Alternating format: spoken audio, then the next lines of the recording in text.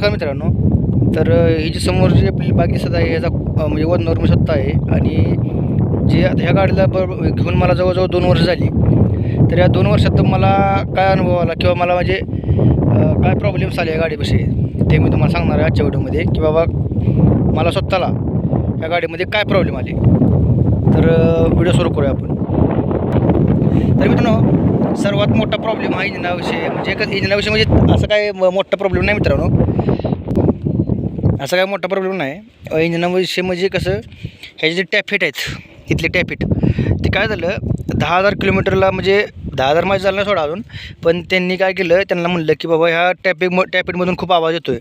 तर त्यांनी मला टॅपफिट ॲडजस्ट करून दिलं होतं त्यांनी रॉयल एनफील्ड शोरूमच्या सर्व्हिस सेंटरवाल्यांनी. तर त्यानंतर मला काय जाणवलं की म्हणजे पहिल्यांदा हा प्रॉब्लेम मला जाणवत नव्हता मित्रांनो. पण नंतर काय जाणवलं की जेव्हा आपण गाडी म्हणजे एकदम पिकअप घेतो झटक्यानंतर झटका देऊन आपण पिकअप घेतो ना, त्यानंतर इथं कट जसं जोरात वाजतं मित्रांनो. म्हणजे कसं ते आपलं जे आयडलला जे साऊंड येतो ना मित्रांनो, म्हणजे जे आपल्याला टिक येतो ना तो ना मित्रांनो, असं भांडी वाजल्यासारखं असं साऊंड येतो मित्रांनो. असं म्हणजे जोरात आपण जेव्हा असं पिकअप घेतो ना त्यानंतर इथं कट असं जोरात साऊंड येतो आहे. आणि तो पिकअप रेस थोडी कमी केली की नंतर तो साऊंड जातो मित्रांनो. मी अजून काय म्हणजे रॉयल एनफील्ड म्हणजे दाखवलं नाही, थोडं काय म्हणजे दाखवणार आहे लवकरच. पण मला हा प्रॉब्लेम म्हणजे जाणवला. त्याआधी म्हणजे टॅपफिट सेट आधी मला काय प्रॉब्लेम असा आला नाही मित्रांनो. पण टॅपफिट सेट केल्यानंतर मला हा प्रॉब्लेम जाणवला की जेव्हा आपण एकदम झटक्यानंतर पिकअप घेतो किंवा म्हणजे पहिले तिसऱ्या घेरमध्ये जर गाडी असली आणि आपल्याला अशी ओढायची असेल एकदम म्हणजे पिकअप दाबायची असेल गाडी, त्यावेळेस काय होते की हा जो इथून जो पार्ट आहे आपला टॅपफिटचा तो तिथून कट असं जोरात आवाज येतो मित्रांनो. हाच मला पहिल्यांदा म्हणजे प्रॉब्लेम वाटला म्हणजे मला स्वतःला. दुसऱ्या ओनर्सना प्रॉब्लेम असेल का नाही मला माहीत नाही, पण मला तर जाणवला मित्रांनो. आणि हा प्रॉब्लेम म्हणजे गंभीर आहे की नाही, गंभीर नाही काय सोडा. पण टॅपफिट थोडा अजून ॲडजस्ट केलं तर हा प्रॉब्लेम सॉल्व्ह होऊन जाईल मित्रांनो. त्याचं काय अडचण नाही. म्हणजे मी अजून ते माझी चूक आहे, मी अजून रॉयल एनफील्ड सेंटरला काय बोललो नाही मित्रांनो ह्याविषयी. आणि जर बोललो तर ती मला करून देतील ह्याची मला खात्री आहे, त्याच्यामुळे काय अडचण नाही. आणि मित्रांनो दुसरा प्रॉब्लेम जर म्हणलं तर हे जे डिस्कचे जे रोटर आहे, हा डिस्कचा रोटर आहे त्याचा विषय काय होतो मित्रांनो. समजा आपण दोघंजण बसलो गाडीवर, दोघंजण असल्यानंतर काय अडचण येत नाही मित्रांनो.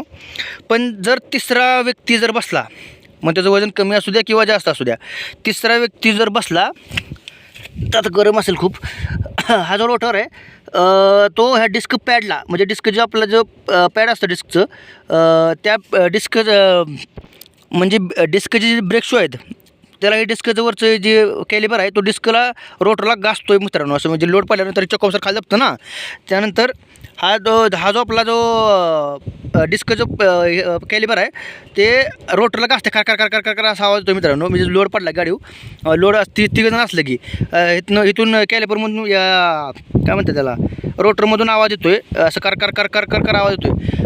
मला पहिल्यांदा आवाज आला होता मित्रांनो. मला काय वाटलं की बाबा हा कशाचा तरी मला वाटतं चाकात काहीतरी अडकला असेल म्हणून मला वाटलं.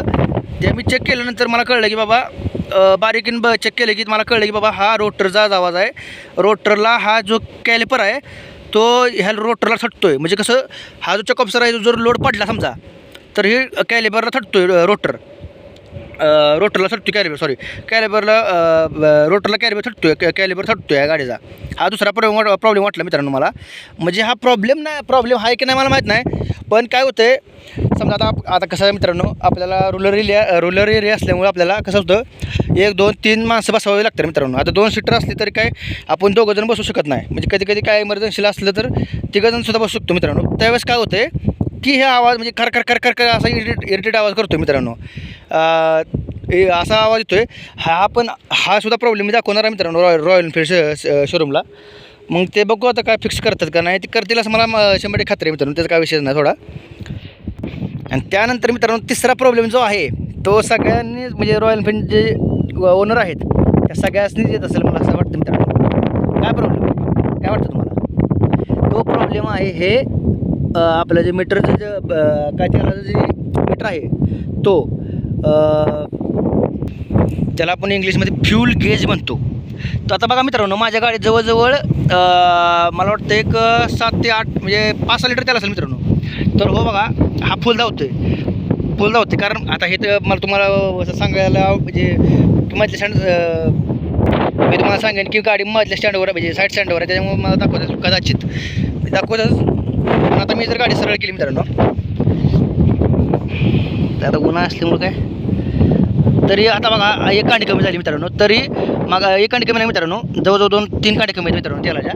तरी हे ॲक्युरेट नाही मित्रांनो, म्हणजे कसं कधी जास्त कधी कमी कधी जास्त कमी असं धावतं.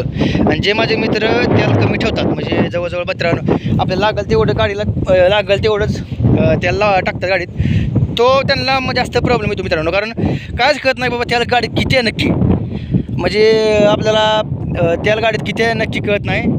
हा प्रॉब्लेम मेन आहे मित्रांनो. म्हणजे पहिलं जे रॉयल एनफिल्ड जे BS4मध्ये आपल्याला मित्रांनो त्या फ्यूल गेज मिळत नव्हतं मित्रांनो, आता हे मिळतं आहे पण हे ॲक्युरेट नाही.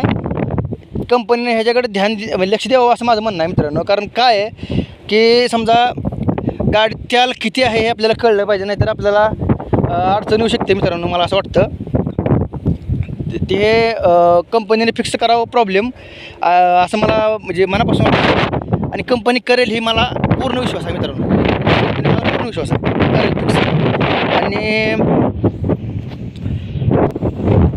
मित्रांनो चौथा प्रॉब्लेम म्हणता येणार नाही, मी तुम्हाला सजेशन देईन. म्हणजे तुम्हाला सांगेन की जे रॉयल एनफिल्ड आपल्याला कंपनी आहे त्यांनी सांगितलं होतं की आपल्याला इथं गिअर इंडिकेटर मिळेल. म्हणजे हे सोडा 2 वर्षाच्या अगोदरचं मॉडेल आहे सोडा, जे सिरीज आहे.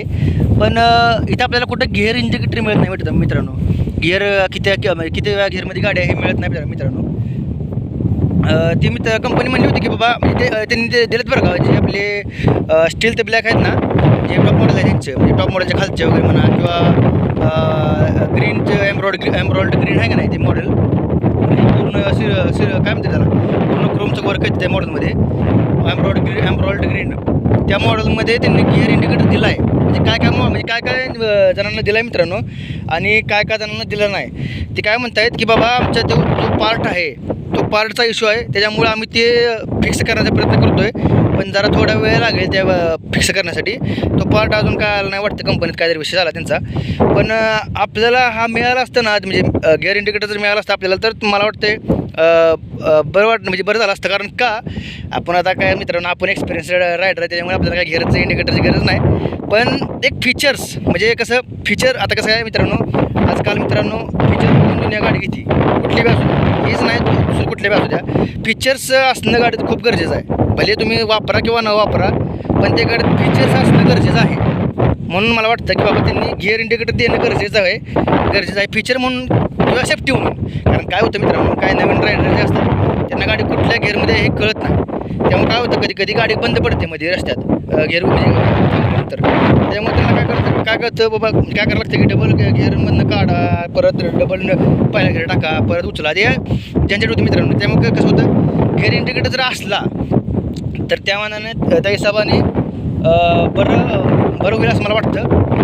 आणि बाकी काय नाही मित्रांनो, बाकी हा जो मीटर आहे मीटर कन्सोलचा आहे आज हा तो एक नंबर आहे मित्रांनो. काय ह्यात प्रॉब्लेम नाही. हा असा कुठलासुद्धा गाडीला मीटर नाही मित्रांनो. ह्या रॉयल एनफिल्डने जो मीटर दिला आहे हा एक नंबर मीटर आहे मित्रांनो. ह्यात सगळं क्लिअर समजतं, सगळं प्रत्येक गोष्टी क्लिअर तुम्हाला दिसून येतात, त्याच्यामुळे काय अडचण येत नाही एवढी. त्याच्यामुळं काय आपल्याला अडचण येऊ शकत नाही एवढी. धन्यवाद मित्रांनो. आजच्या व्हिडिओमध्ये एवढंच. भेटूनंतर नेक्स्ट व्हिडिओमध्ये असं तुमचा सपोर्ट राहू द्या. धन्यवाद.